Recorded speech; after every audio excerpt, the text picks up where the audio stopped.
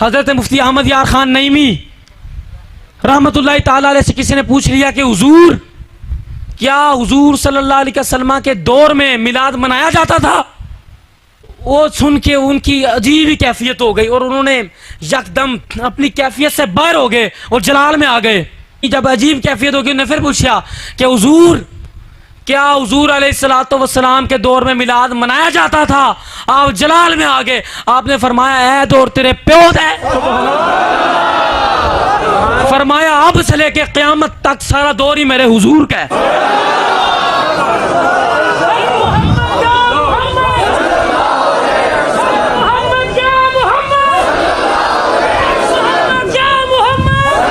ادھر بابا جی فرماندے سن پیڑاں اور تے پھکیاں ہاں ہن لا نعرہ حق محمد